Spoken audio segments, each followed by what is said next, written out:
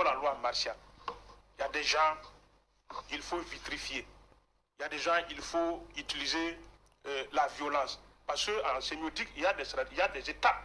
Il y a des moments de souplesse, il y a des moments d'absorption, mais il y a des moments de répression.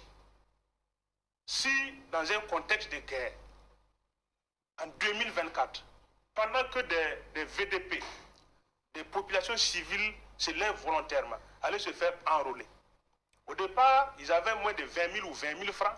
Il y en a même qui ne gagnaient pas ces 20 000. Il y en a qui mettaient les moyens, prenaient l'argent de leurs femmes pour payer le matériel, d'aller dormir à Brousse et puis faire la guerre. Et c'est le manque de moyens qui a conduit également au prélèvement et tout. Oui, de tout. Rappelez-vous, là, Yoro, il a mis combien de ses propres fonds dans cette guerre? Mais il a été trahi. Regardez comment les populations, les fonctionnaires, les fonctionnaires n'ont pas de problème. Les fonctionnaires, il y a beaucoup de gens intègres. Moi, je rends hommage aux enseignants qui sont dans les coins et les recoins du Burkina, qui tentent par tous les moyens à sauver les enfants du peuple, à donner l'éducation, l'enseignement aux enfants. Je parle aux infirmiers qui sont dans les confins du Burkina Faso et aux militaires au VDP. Pendant que les gens sont assis dans des bureaux, ils se moquent de ces peuples tout simplement.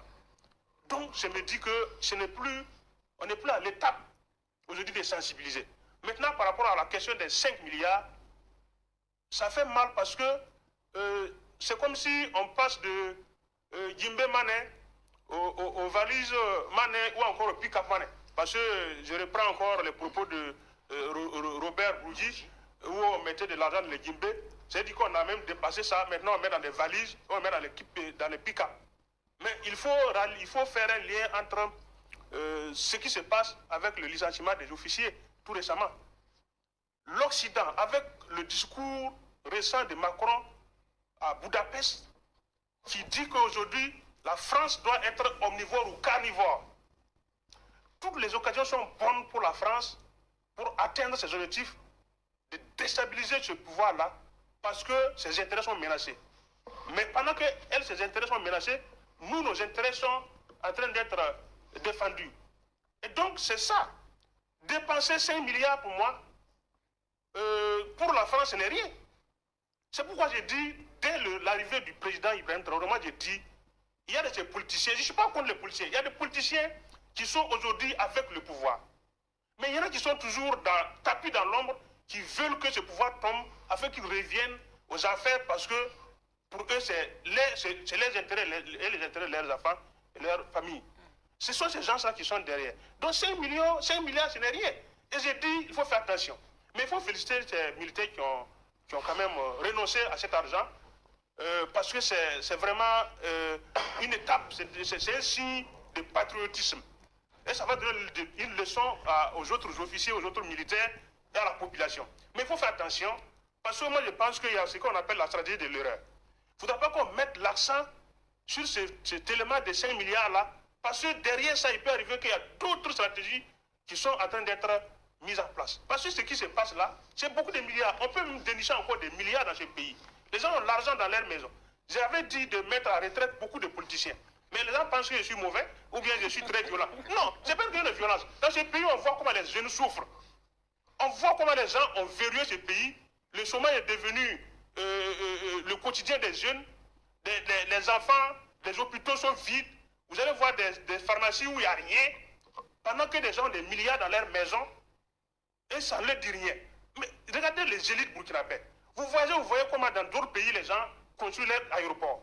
Comment les gens construisent leurs écoles, leurs universités. Ça ne vous dit rien. Vous partez, vous êtes content, vous partez vous soigner ailleurs. Mais vous n'êtes pas capable de construire des hôpitaux qui peuvent permettre aux populations à vous-même de vous soigner ou de faire des universités de référence où les jeunes vont avoir du travail. Mais c'est ça qui est grave. Il faut véritablement un examen approfondi. Après l'examen des compétences techniques, parce que les plus grands champions en pillage, le voleur, il peut être excellent. Et d'ailleurs, la plupart des voleurs, je pense qu'ils ont des qualités. Il faut s'assurer.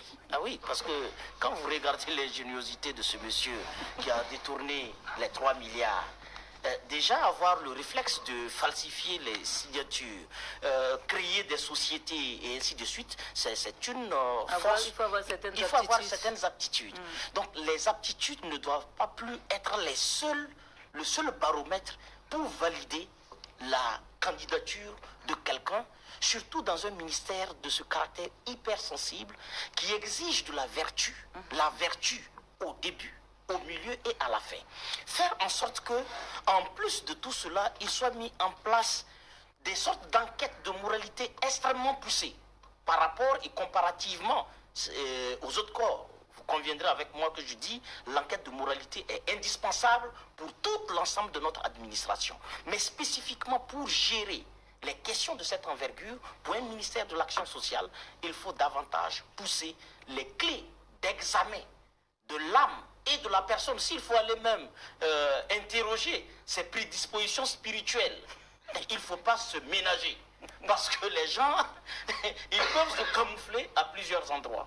Mais je pense que tout de même, il faut avouer qu'il y a des agents de l'action sociale qui travaillent avec vertu, avec dévouement, qui, sans cela, sont déjà habités par le sentiment et le devoir de servir les plus faibles, les plus démunis, de servir les personnes souffrant d'handicap de toutes les natures. Il faut saluer ces gens et regretter toutes les brebis galeuses qui font fi de leurs exigences pour pouvoir poser des actes de cette gravité.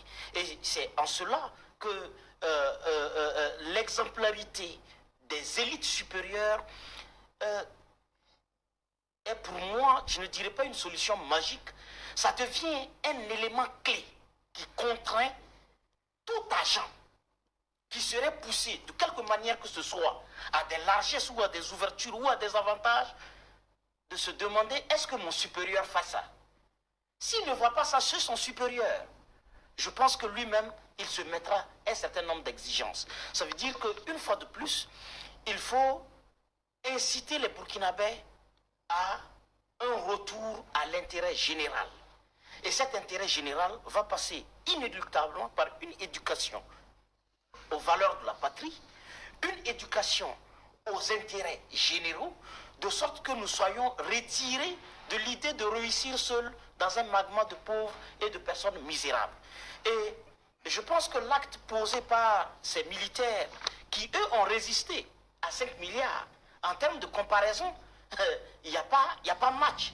C'est dire que s'il y a des gens qui peuvent résister à plus que ceux à quoi eux, ils ont tout de suite baissé la garde, les lanternes morales, c'est dire que nous avons encore des ressorts sur lesquels on peut s'appuyer.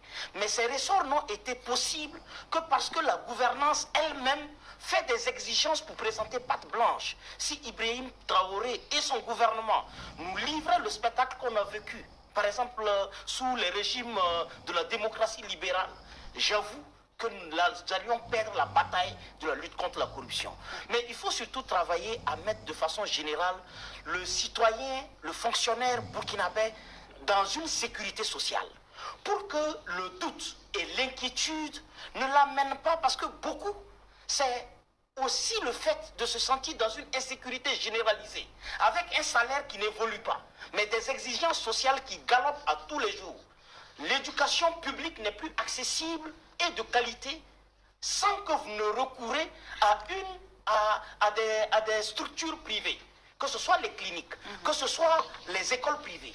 Tant que le citoyen sera dans cette insécurité sociale, où il ne sait pas où soigner son enfant quand il est malade, ou quand il faut le soigner, il faut débourser plus que son salaire, alors on aura des causes structurelles qui, en dépit de toutes les valeurs morales qu'on peut mettre en un citoyen, quand il ne pourra plus payer l'ordonnance d'un enfant à l'hôpital à Yalgado, mais qu'il faut aller consulter le même médecin qui intervient à Yalgado dans un privé, et qu'il doit assister dans l'angoisse son enfant mourir, alors nous risquons de perdre la bataille contre la corruption. Il faut mettre le citoyen burkinabé dans un sentiment de sécurité durable. On ne dit pas de faire de lui un enfant gâté, parce que ce n'est pas la quantité, parce que ceux qui ont détourné les 3 milliards, ce n'est pas parce qu'ils étaient pas à l'abri du vital. ils étaient même au-dessus. Et ils avaient un statut de privilégié dans l'opulence par rapport aux autres fonctionnaires.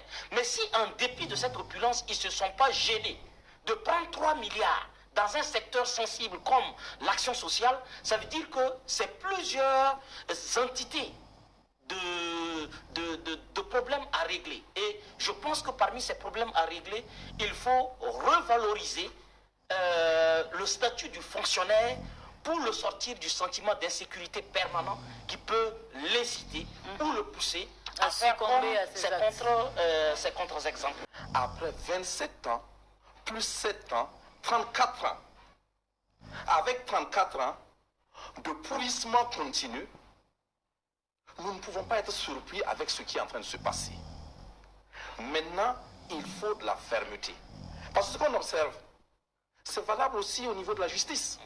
Parce qu'on voit effectivement qu'il y a eu des cas de juges corrompus, affairistes, qui n'ont jamais été niés. Il y a eu des allégations, ça n'a jamais été nié, ça n'a jamais été défait. Vous prenez effectivement le cas de la santé, vous verrez effectivement des gens qui revendaient des produits de malades. Vous prenez le cas de l'éducation, on a vu des gens qui disaient effectivement que, oui, c'était aussi là qu'ils pouvaient faire des affaires et puis inscrire leurs enfants, etc. Donc c'est toute la société. Maintenant, on peut dire que nous n'avions pas effectivement le leadership qu'il fallait. Aujourd'hui, nous avons un leadership qui fait rêver. Un leadership effectivement qui prend des risques énormes. Parce que, disons-nous clairement, ces 5 milliards, il faut